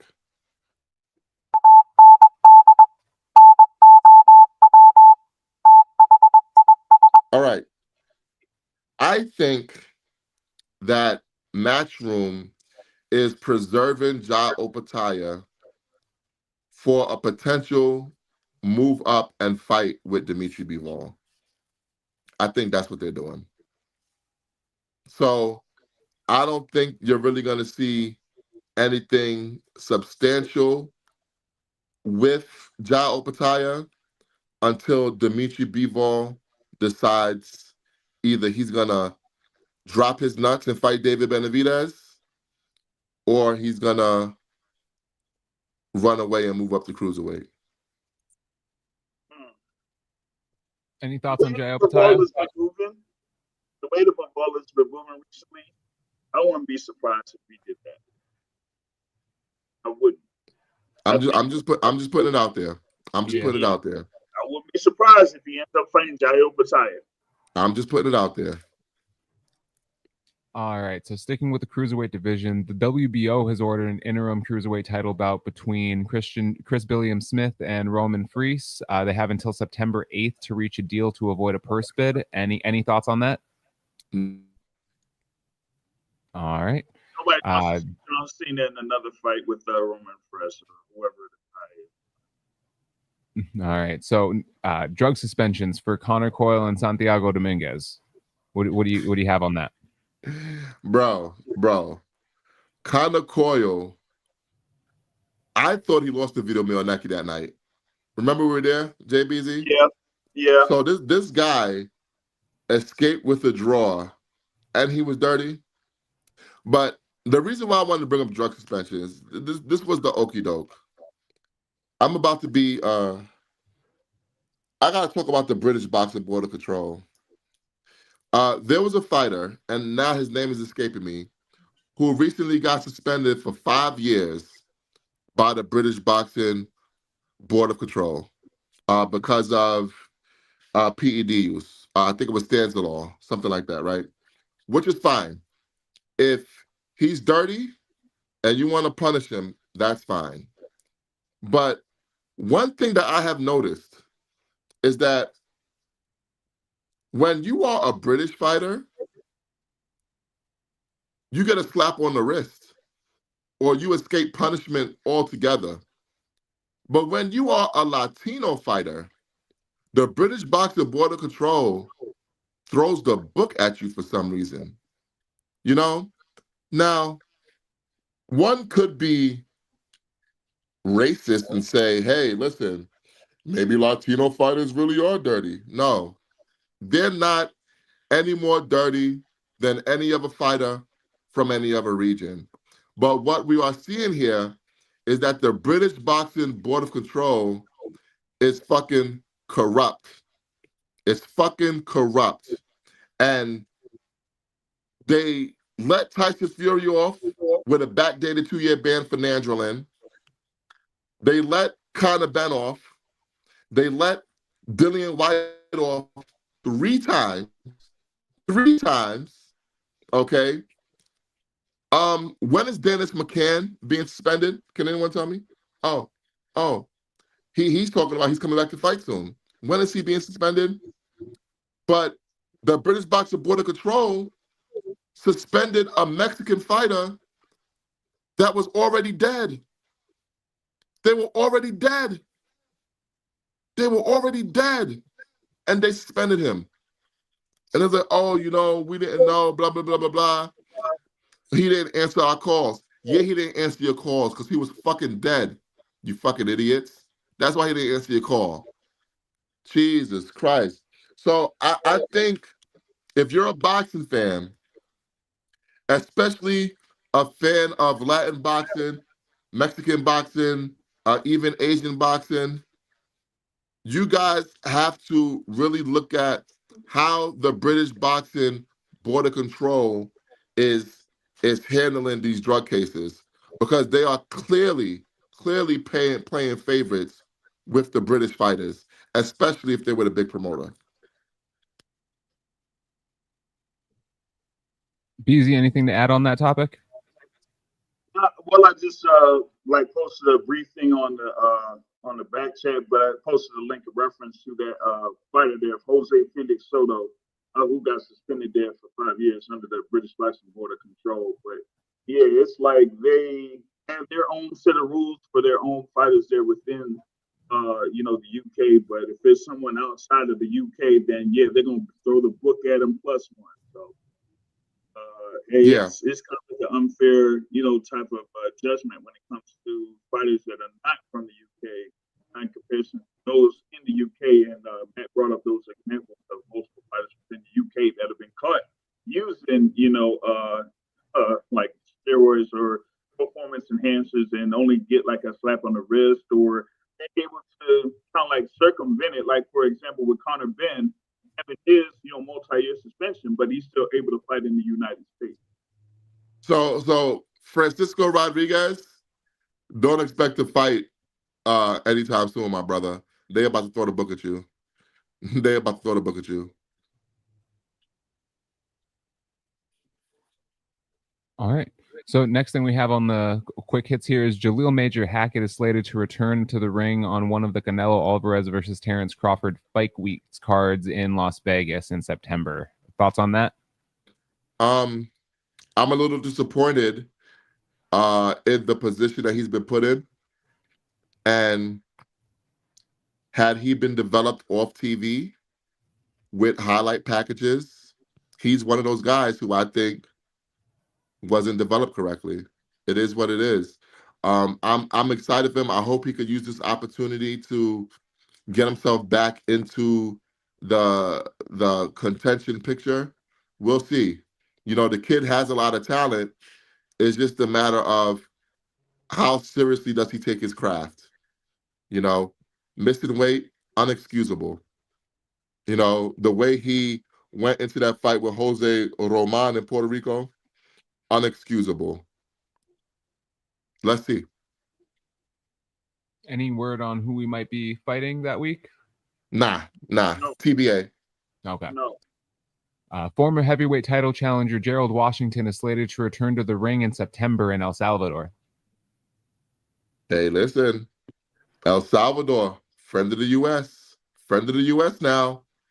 Hey, we'll see. Just saying this is just the start of things to come. Yeah, man. El Gallo Negro. Let's go, Gerald Washington. My guy. All right. The Black Rooster, for those who don't speak Spanish. Michelle Rivera is slated to return to the ring on September 12th in his native Dominican Republic. Stay there. Stay there. Oh, my God. Stay there. Stay there. Oh, man. All right. George Arias and Earl Newman will meet in a battle of heavyweights on September 19th at Sony Hall in New York City. Listen. Will you be in attendance for that? I might. I gotta talk to my guy from Boxing Insider Promotions. I might have to make the trip there to Times Square to see that one. I love the heavyweights. But George Arias is still a heavyweight. I remember when he fought Jared Anderson years ago over in Newark. He didn't look like a heavyweight there. And he's more of as they say, what is it, a bridgerweight or whatever it is. Yeah, but here's the thing: bridgerweight is not a real thing. Yeah, that's. So listen, I love you, Mauricio. Bridgerweight is not a real thing. Sorry. Yeah, but doesn't the WBA have that also as a division? Yeah, but listen, Jay Bezy, we have a whole division in boxing just because a little kid got attacked by a dog. Think about that. We have a new division in boxing because a little kid got attacked by a dog. Does that make sense to you? Oh, man. It's crazy, man. Oh, man. All right. Next thing on the list here, WBC featherweight champion Tiara Brown is slated to make her first title defense on September 20th at the OTX 16 event in Houston, Texas. What do you have to think about that? What do you know about the fight? Yeah. I forgot who the opponent was. I'm gonna keep it a beam with you. But I'm just excited to see Tiara Brown back out there. She had a great performance against Sky Nicholson. Dominant performance in my view.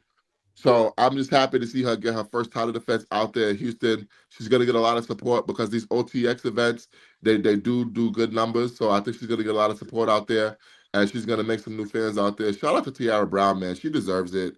Listen, she deserves all the good things that happen to her. So shout out to Tiara Brown. I'll see if she's still out over in camp over here and see if I can set up something, to speak with her. So we'll see if we can work on that probably this week.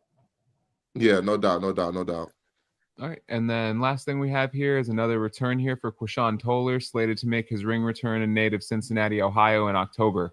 Again, thoughts on that? Any word on the opponent that you have?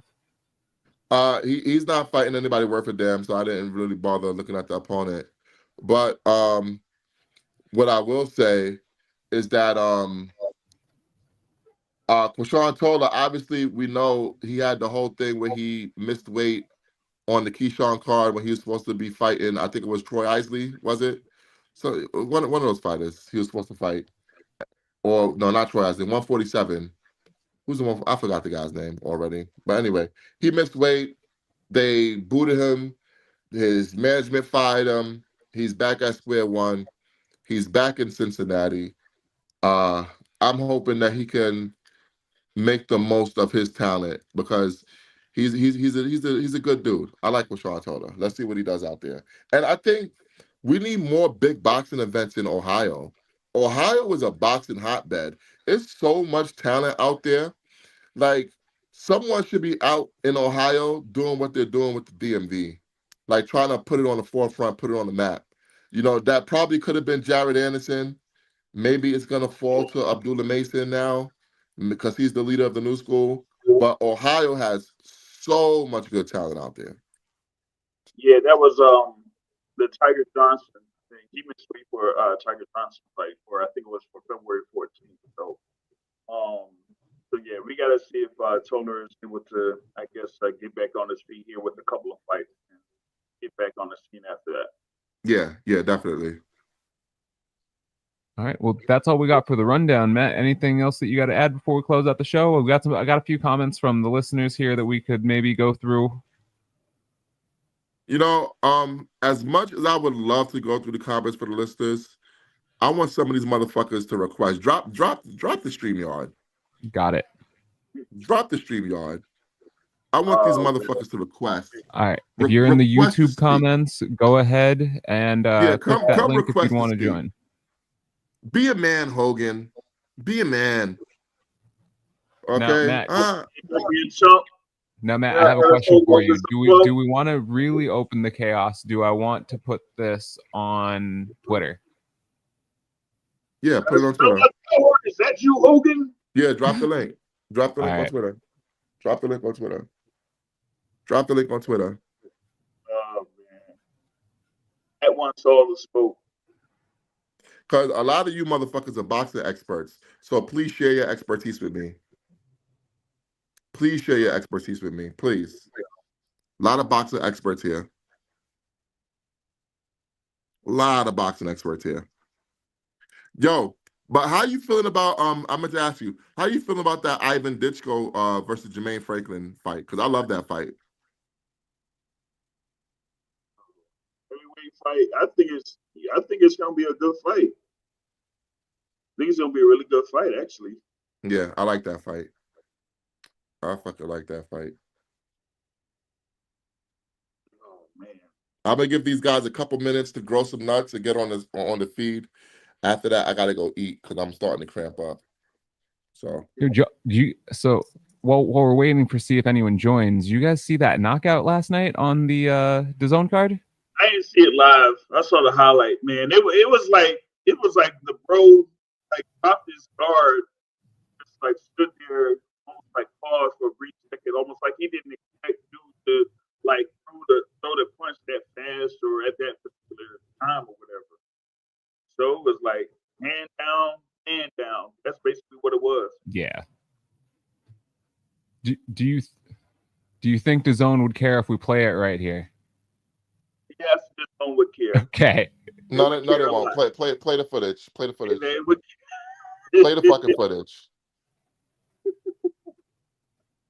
Style very much in and out. Left him. Oh my goodness! Pedro Conceição sleeps Diamante.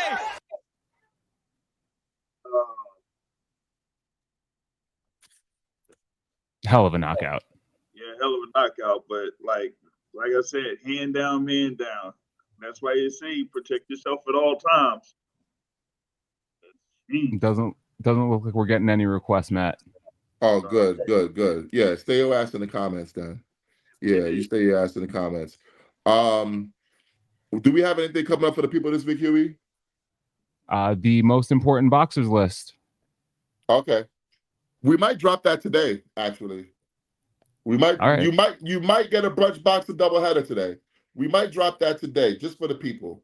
Okay, because we fuck with the people, not the haters. Also, I believe Ezra and I were going to start working on releasing the first part of the Greatest Wins series this week. Okay. Yeah. So Just explain to the people what that is. Yeah, so Ezra's creating a series where he's going through history in light of the upcoming matchup between Terrence Crawford and Canelo Alvarez, going through and creating a list of the top 10 greatest wins of all time, in, kind of putting it in perspective on where Canelo, or where rather Crawford, might end up on that list if he were to pull off the victory in September. We do have one request here. Lord of the Flies, welcome to the show. Oh, my bad. Can I be heard? Yeah. All right, man. Ditch Coach Franklin, that's a very good fight. I'm definitely looking forward to that. I think it's a good matchup. I think it's a good step up for Ditchko. I thought very highly of Ditchko back. This is a long time ago now, man. 2016 Olympics. I mean, he beat Ajagba, eliminated him out of there, and then wound up losing close decision to Joe Joyce. Because I remember I watched that live, and yeah, man, really good fighter as an amateur. He's been solid as a pro, but he hasn't had that step up yet. And Franklin is really going to be there for him.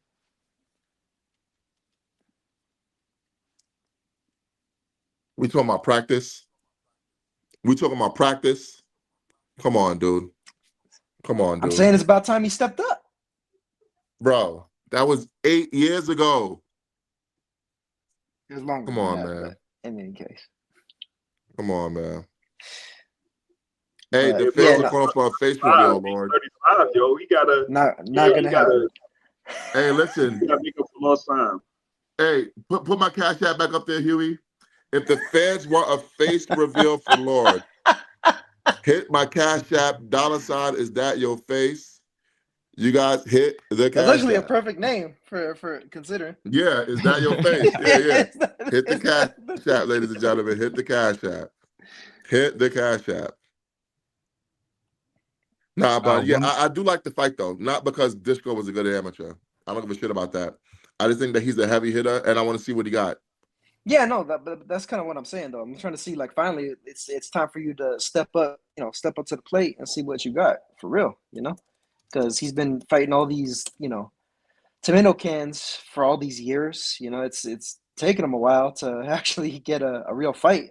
So, but going off of what you were talking about earlier, I really do like that card tonight. The Cordova Rivera, I think, is a very good fight, very well matched. Cordova, a lot of people remember from the Julio Cesar Martinez fight, where he, battled him wasn't it a draw originally? And then they called it a no contest because Martinez popped. Yeah, I got to tell you, though, nobody remembers him from that fight. Don't say a lot of people remember. Come on. Well, I mean, if they see him, there's a good chance that they might remember him because, I mean, that card was a pretty decent card itself. But that aside, Tejas Barrow, I think, is a really good fight too.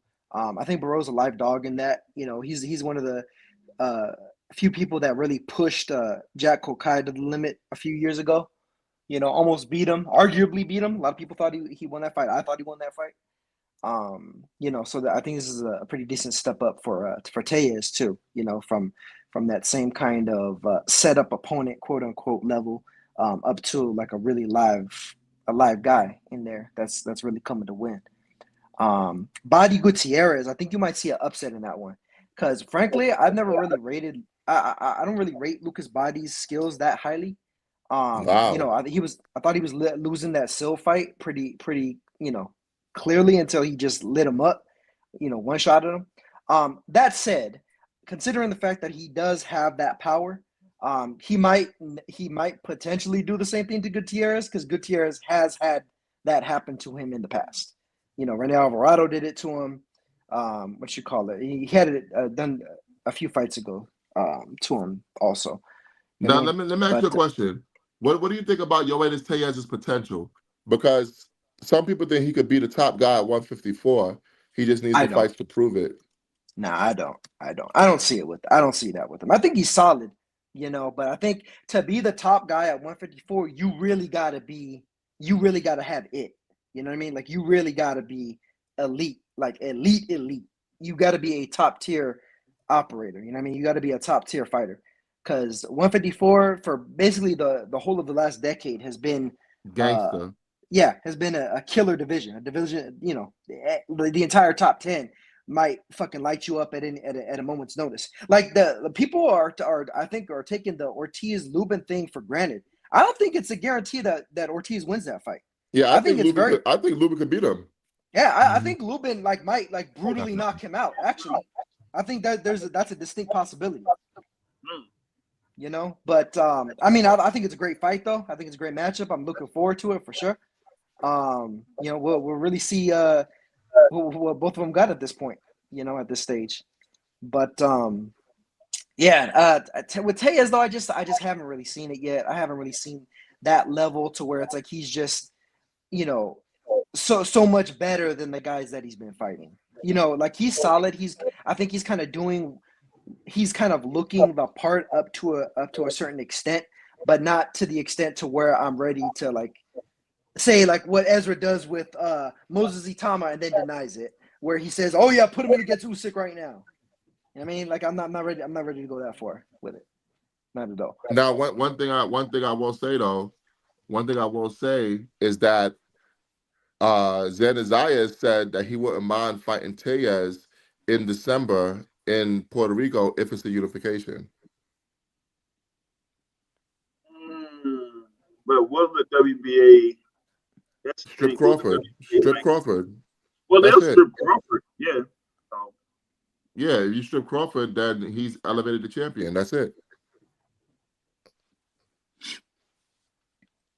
Crawford's not coming back to 154, ladies and gentlemen. I got to tell you guys, he's not coming back. No chance. It ain't happening.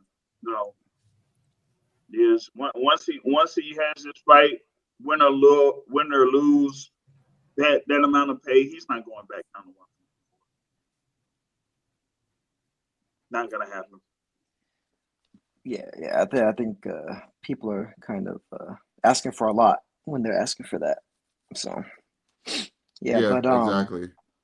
But like Xander and Tejas, man, I would favor Xander in that. You know, I don't have any problem, you know, kind of favoring him on that one. I just haven't seen it with Tejas yet. You know, to really just be able to feel like he's gonna like pretty definitively beat any or all of these other guys at 154. You know, all these guys, you know, like I said, they at a moment's notice, it's kill or be killed, you know, with any of them. We do have another guest joining the show here as well. We got here Tay Jones joining here right now. Let me see if I can update this. Hey, that's my brother Tay.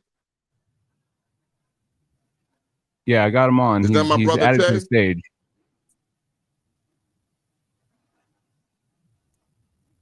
Tay, you there? I just see a circle of death. Yeah, he might have frozen. Well, you know, Tay out there in the fucking boonies in Georgia, so it's kind of hard for him to get reception in his big ass mansion.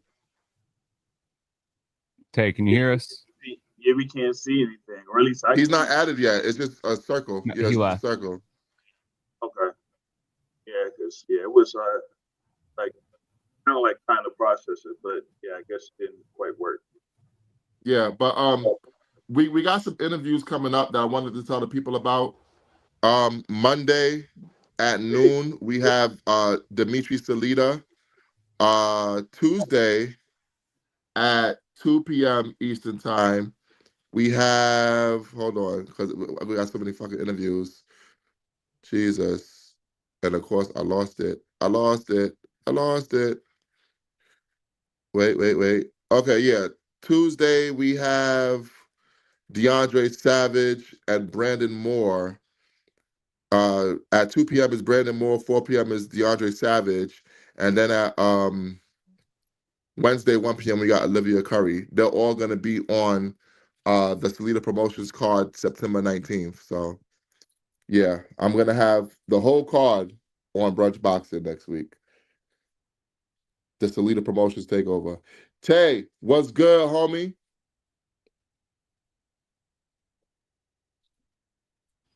I think Tay's on mute. Nah, I muted myself. I made a mistake. Nah, I just came to show y'all some. Oh yeah, he sound like this motherfucker. He sound like me with my old phone. What you mean? You sounding all like distorted. It still sound like that? Yeah, you sound distorted. You probably in Nah, a bad man, spot. nah. I'm able to hear him loud and clear, Yeah, man. I can hear him. Oh, So I can't hear him then. That's your phone. Well, now I can hear him. Oh shit. Yeah, I it's don't your know. fault, man. It's a little. It's storming out here too. So yeah, probably. Yeah, it's Georgia. Don't blame me. Don't blame this great phone. I heard you say I'm in the boonies. I ain't in the boonies, man. I'm literally like goddamn 10 minutes away from the airport. Well, what's good with you, man? What's on your mind? Shit, man. I just heard you say click the link. Yeah, man. We trying to see what the people want to talk about, man. Obviously you're very close with the Norman family. How are they looking going into their fight in November? Oh shit, man. Bro just in the gym doing what he supposed to do, honestly, to tell you the truth. It's, it ain't no different from any other day. You just go to the gym every day. I mean, but shit. He's in the gym. That's the only thing I can really say. He in the gym. Now, what do you say to the people that think that Devin Haney is going to be able to box circles around Brian Norman Jr.? I mean, shit. Good luck, honestly, good luck. Cause like, the thing about it is, people say he don't have any feet, but shit, he really hadn't had a fight to show that he need to have feet. You know what I mean? But it ain't by surprise that people got to remember, like we heard about bruh because of all these different guys he was sparring. You know what I mean? And so what changed? And it wasn't like anybody's that he was sparring. He was sparring, you know what I mean?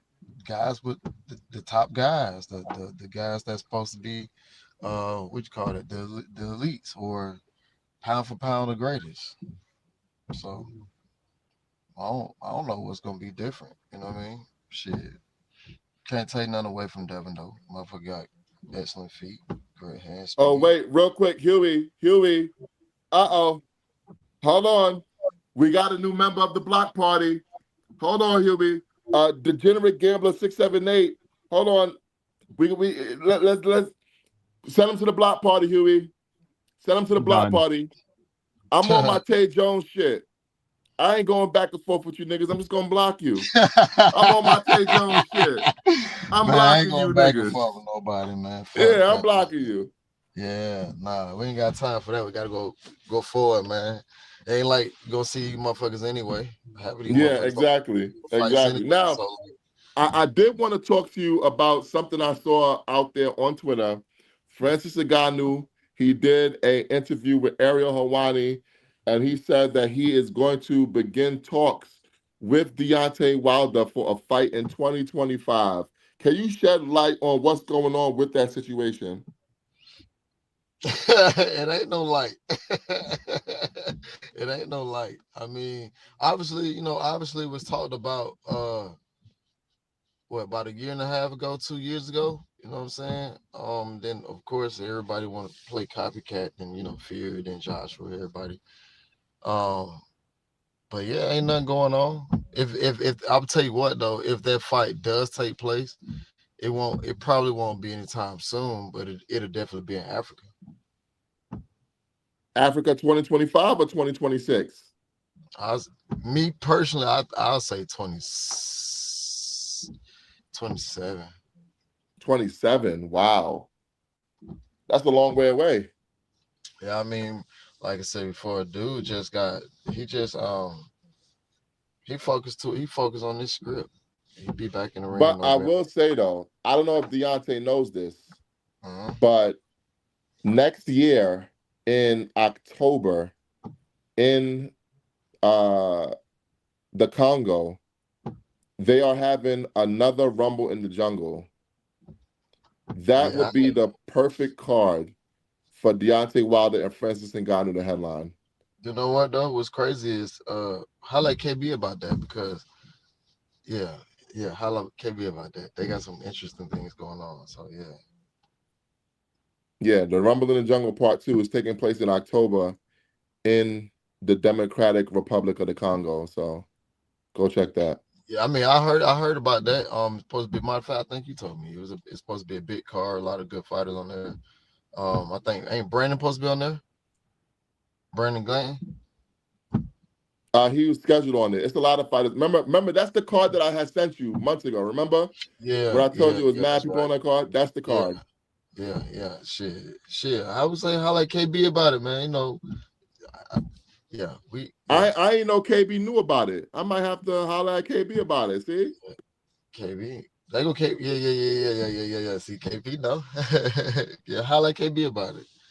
okay, yeah. But to me, Yeah, that's the I can't. perfect. That's the perfect card for those two guys to headline.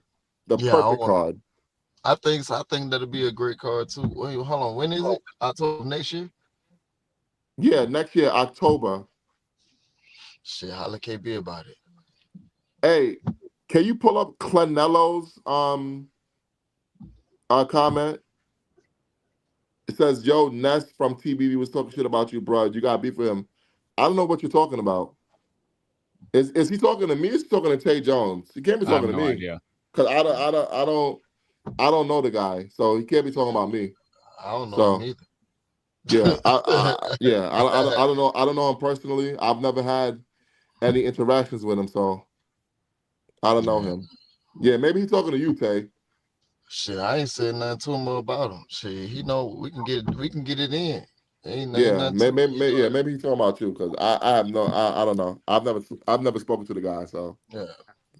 I mean, shit, I ain't said too much to him before either.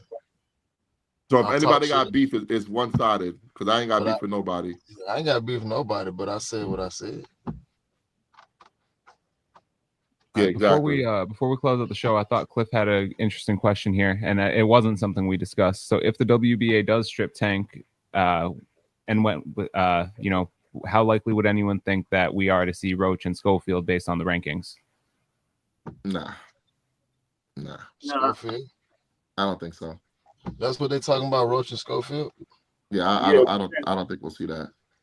Schofield has been ranked #1 for a good little bit in the WBA rankings. So if they try to, I guess, strip Tank or have some type of decision with Tank Davis and that title that he got, then they might order Roach versus Schofield for either the interim or it would be the vacant WBA. Yeah, but Just I don't think that fight's happening at all. To be honest I with don't think you, so either. I don't think that's happening. So who y'all got Roach fighting? Obscurity. Come on, man. Damn that. I All don't right, know. Jay Bezy, you got anything to promote before we close out the show? Just to go back to I guess Tuesday with the real box with Coach Mike Sills, we had Antonio Targon to kind of like talk about the upcoming Canelo Crawford fight.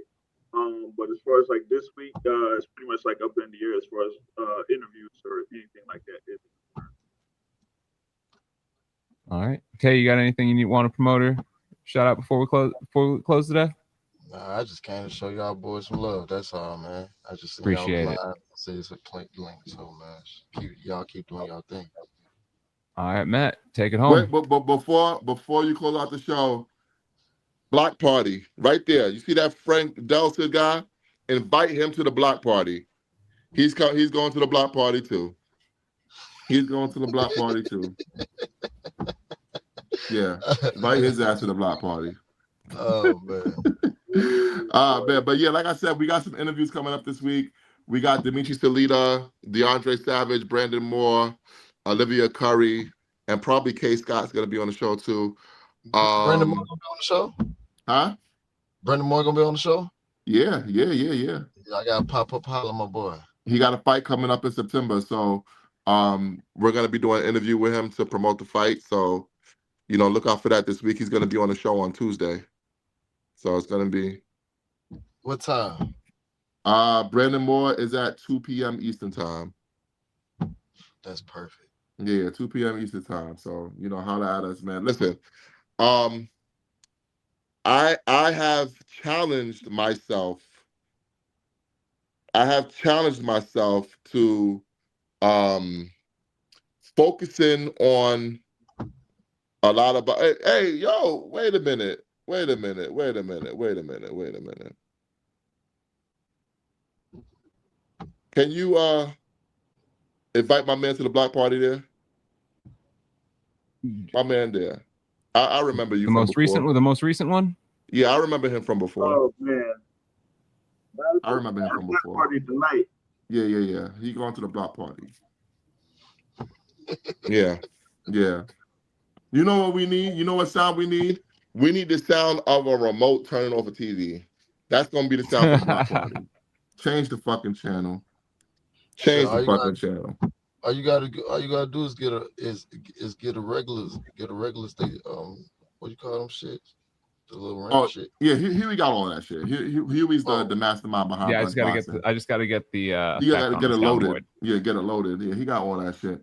But yeah, I forgot what I was talking about. Yeah, we got the interviews coming up. I challenged myself to start focusing on a lot of the fighters that deserve more shine, but they're not being covered by the boxing media. So I have like literally like a list of fighters who I'm going to be focusing more content on. So if you guys have noticed seeing me post about fighters that we may have not posted before, that's deliberate because I want to see something. Because a lot of boxing fans complain that a lot of fighters not getting shine, especially in the US. But then they don't engage the comment and don't support the content. So I am gonna do a little social experiment. I'm gonna focus on these fighters, and I'm gonna see where the numbers go. Gotcha.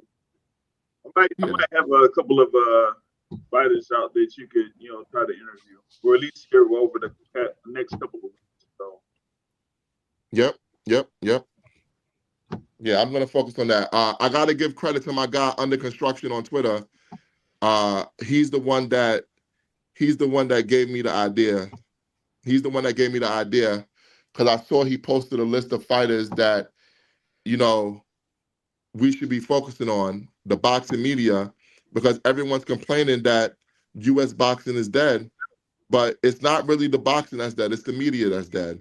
So we're gonna try to revive the boxing game one fighter at a time at Brunch Boxing. So shout out to Under Construction for the inspiration, but we are gonna execute. Know what I mean? All right, that's all we got for today, man. Shout out to my guy Ezra. Um, thoughts and prayers with Ezra. He's dealing with a situation right now. So shout out to Ezra. Make sure you guys send Ezra your love or whatever. Keep him in your thoughts and prayers. This has been another edition of Brunch Boxing. Best way to support Brunch Boxing, hit the Cash App, buy some gear, subscribe, share, like, all that good stuff. Okay. He is our COO, the Mexican Al Heyman Mike. He is our host, Ezra Boxing. I am Matt. We are Brunch Boxing, and we are out. Shout out to Huey, the producer.